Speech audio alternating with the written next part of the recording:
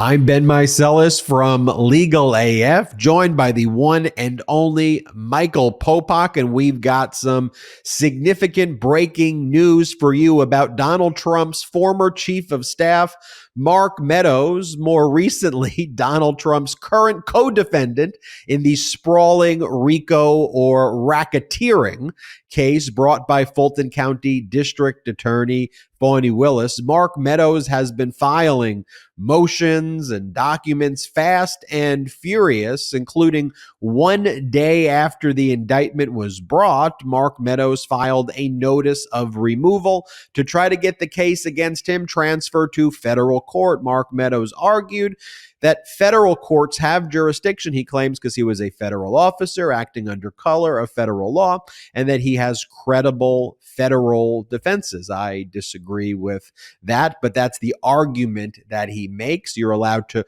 remove the case on that basis, and then the federal judge will then decide, is a summary remand, is that what should take place? Meaning, do you send it right back to the state court because it's totally frivolous? Or do you hold an evidentiary hearing, which is one of the tools when we're talking about a removal in a criminal case? And here it got assigned to Judge Steve Jones, federal judge from the Northern District of Georgia, who is now not just only hearing the Mark Meadows attempt to try to remove the state level prosecution to federal court, but other individuals as well, a total of 19 co-defendants, and several of them have already filed their own variations of removals. But it wasn't enough for Mark Meadows that Judge Jones set a fairly prompt evidentiary hearing for August 28th, right? It's pretty soon.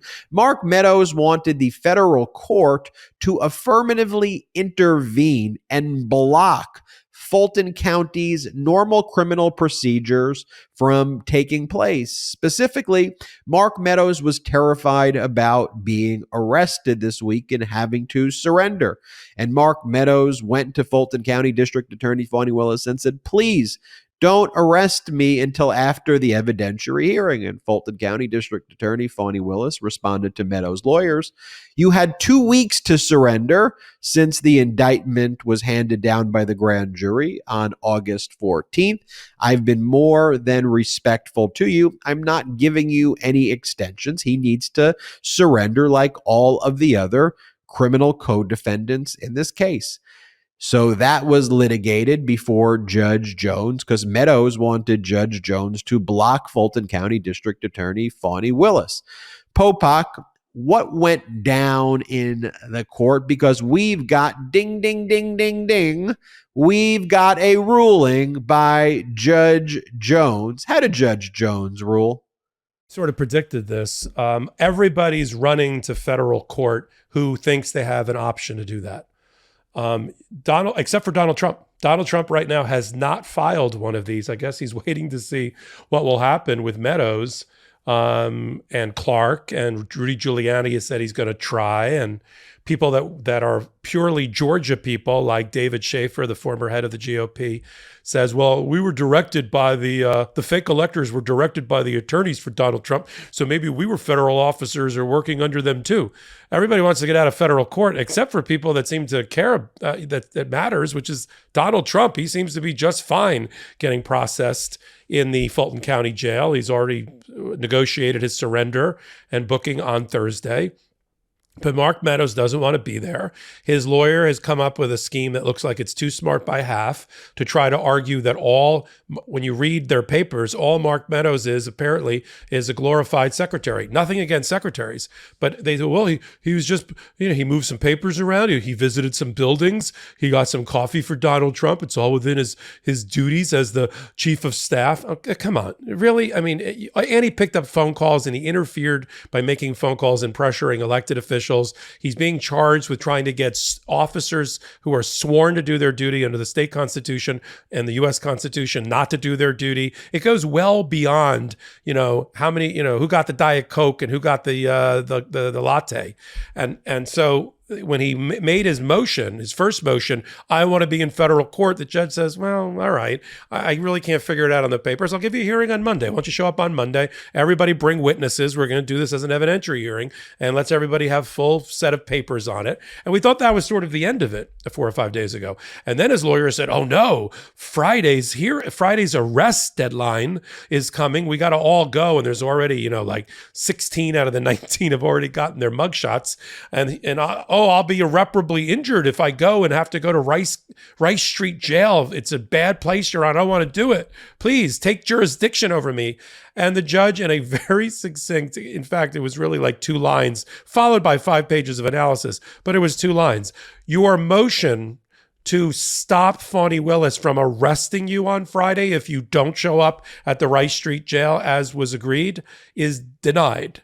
I am not going to, this is the judge continuing, I'm not going to do a darn thing on the merits of the case, whether you have the right to even be in my courthouse or in my courtroom under what you've alleged. I have not predetermined that. I've not prejudged that, no pun intended. I will determine that after Monday, after a full-blown evidentiary hearing. In the meantime, all the little things that go into justice at the state court level, you getting booked in process, you getting fingerprinted, you having to respect and the orders of a state court judge who's already taken jurisdiction over the case, Judge Scott McAfee, that continues. In fact, that's already baked in to the removal statute that unless and until, otherwise you would have people gaming the system.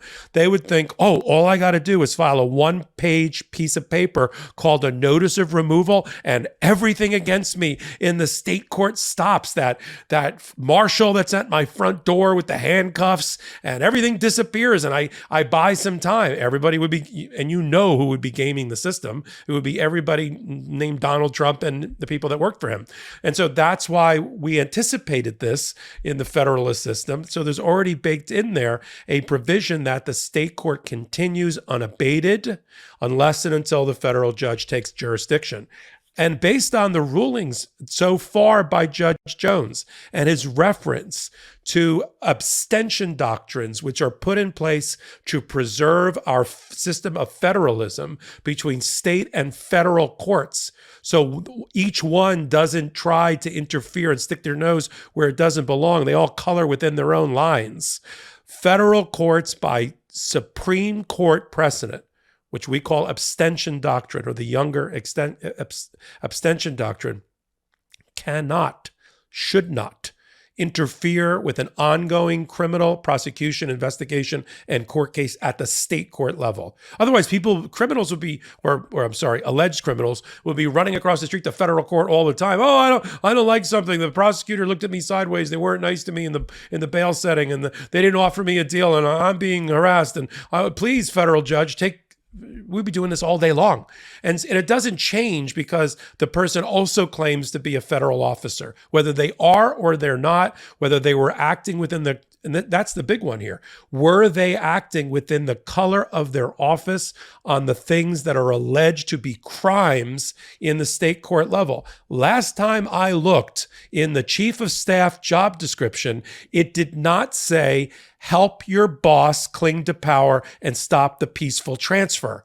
Okay, that sounds like you're helping candidate Trump stay in office beyond his expiration date and not President Trump do his daily constitutional duties. And if that's the case, I'm just spitballing here, Ben, about what Judge Jones could write in an ultimate opinion. Then he's going to say, you know what? This case doesn't belong in federal court because, as alleged, you're nothing but a common criminal that tried to overthrow democracy, and that belongs where it is with Judge McAfee. We will follow this. We will see, but we've been right so far. This is why jurisdiction, though, is a very serious matter. What is your turf? What is not your turf? And when you see law and order judges appropriately applying abstention doctrines, asserting jurisdiction when and where it should be asserted, appropriately setting evidentiary hearings to make these determinations, that is what we expect because we want to live in an evidence-based system. We don't want to be in a system of hearsay, conjecture, rumors that are made and spread by MAGA Republicans like we see in the House of Representatives. So when Mark Meadows and his counsel, a very able and smart lawyers, legal team representing Mark Meadows, they're going to have to show up on August 28th at the evidentiary hearing with evidence, with admissible evidence. And they're going to have to show not what they want to spin on right-wing propaganda media. They'll have to show, look, Meadows was just doing the normal stuff that chiefs of staff are supposed to do. This is exactly what we expect of a chief of staff. And you're going to have Fani Willis in the Fulton County District Attorney's Office. They're going to line up a treasure trove of evidence. It's going to be a compelling hearing. The amount of evidence that Fani Willis is going to put on. I mean, by the way, Meadows lawyers can't just make the argument. They have to show evidence. Fani Willis is going to put on evidence of people, former Trump administration officials and people who knew Meadows, and emails and text messages that Meadows sent and saying, overthrowing our democracy. That is not the normal work of a chief of staff. Are you kidding me? Mark Meadows was engaged in aiding and abetting insurrection, and he can't avail himself of federal jurisdiction or federal immunities when he tried to destroy the Constitution and affirmatively went into Georgia. Remember, this is about Georgia, and tried to overthrow the results of Georgia's election, where the governor of Georgia, the secretary of state of Georgia, the lieutenant governor of Georgia, all Republicans, all saying that Mark Meadows, who was on that call with Donald Trump threatening the Republican secretary of state, that Meadows was aiding and abetting and affirmatively involved in this conduct, in this criminal racketeering conspiracy. It's going to be evidence-based. So I'm reminded, like when Judge Eileen Cannon back in 2022, the first time she had the Trump case relating to the search warrant being executed at Mar-a-Lago, validly, a magistrate judge signed the warrant. There was probable cause. When she asserts jurisdiction that doesn't belong to her, and the 11th Circuit had to, two scathing orders, say, what are you doing? You don't have jurisdiction here. What we see in contrast to Cannon and a lot of these Trump judges is the judge here, Judge Jones, is simply following the law. Present evidence. I'll hold an evidentiary hearing. I will then make a reasoned ruling based on the law and the facts before me. I will decide if I have jurisdiction. But until I decide if I have jurisdiction, I don't interfere. I abstain. That's why it's called that abstention doctrine, from using the federal court levers to interfere with state criminal prosecution. So I don't have the right to make this decision, Mark Meadows, and you know better. But what Mark Meadows was probably hoping for was a Trump-appointed judge when he removed it to federal court. And he was hoping to be assisted by that, by a Trump-appointed judge. So we will keep you updated on what happens next here. Fast-moving situation. And Popok, appreciate your breakdown right here. Want to thank everybody for watching Legal AF, listening to Legal AF. Make sure you subscribe wherever you get audio podcasts.